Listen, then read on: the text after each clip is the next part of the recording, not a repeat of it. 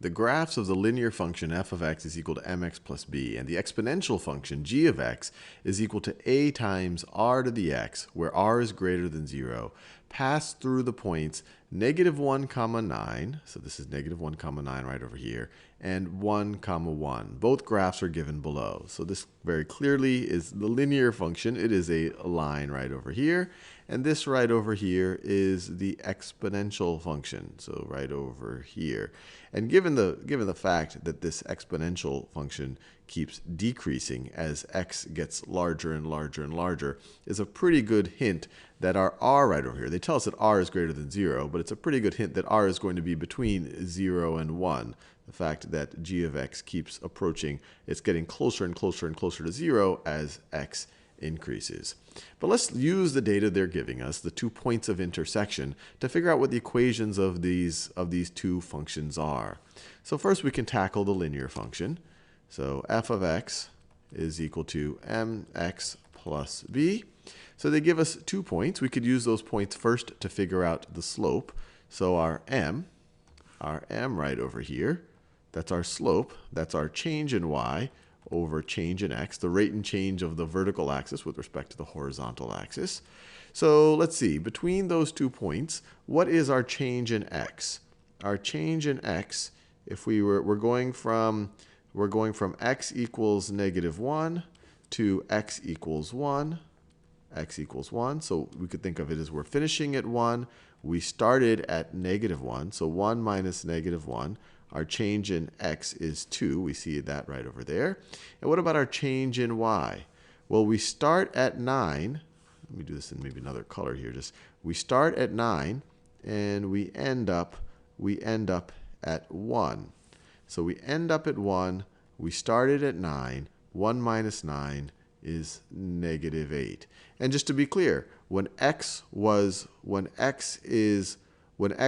1, y is 1. When x is negative 1, y is 9. Another way to think about it, the way I drew it right over here, we're finishing at x equals 1, y equals 1. We started at x equals negative 1, y equals 9. And so we just took the differences. We get negative 8 over 2, which is equal to negative 4. And so now we can write that f of x is equal to negative 4, that's our slope, times x, negative 4 times x plus b. And you can see that slope right over here. Every time you increase your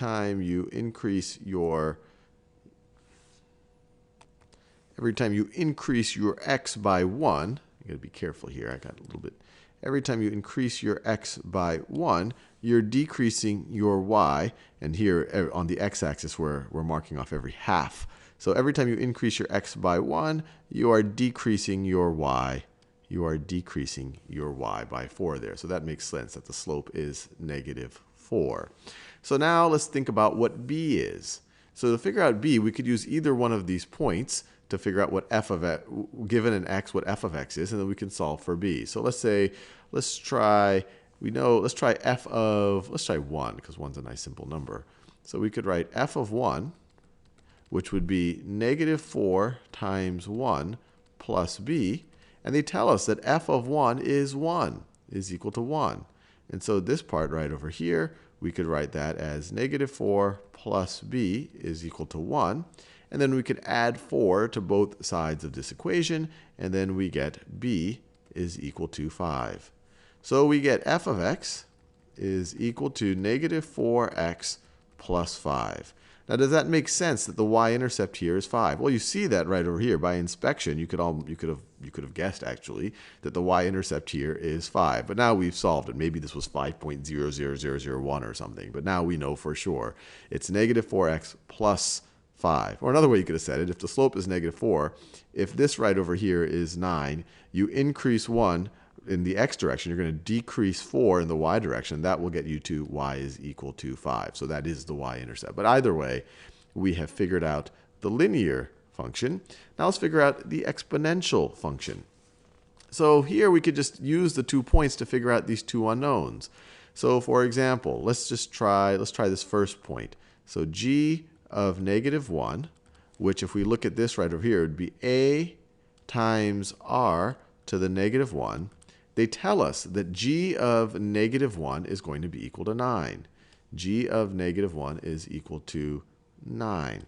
And so we could write this a times r to the -1. That's the same thing as a over r is equal to 9. Or we could multiply both sides by r, and we could say a is equal to 9r. Now let's use this other point. This other point, they tell us that g of 1, which would be the same thing as a times r to the first power, or just a times r, that is equal to 1, or a times r is equal to 1. So how can we use this information right here? A is equal to 9r and a times r is equal to 1 to solve for a and r. Well, I have a little system here. It is a nonlinear system, but it's a pretty simple one. We could just take this a and substitute it in right over here for a. And so we would get 9r for a. This first constraint tells us a must be equal to 9r. So 9r, instead of writing an a here, I'll write 9r times r is equal to 1. Or we could write, let me scroll down a little bit. We could write 9r squared is equal to 1. Divide both sides by 9. R squared is equal to 1 over 9. And now to figure out r, you might want to take the positive and negative square root of both sides, but they tell us that r is greater than 0. So we can just take the principal root of both sides, and we get r is equal to 1/3. And then we could substitute this back into either one of these other two to figure out what a is. We know that a is equal to 9 times r. So 9 times 1/3, a is equal to 3. So our exponential function could be written as g of x is equal to a, which is 3, times r, which is 1/3, to the 1/3 to the x power. Or you could even write it like this, because order of operations would imply that you do the exponential first.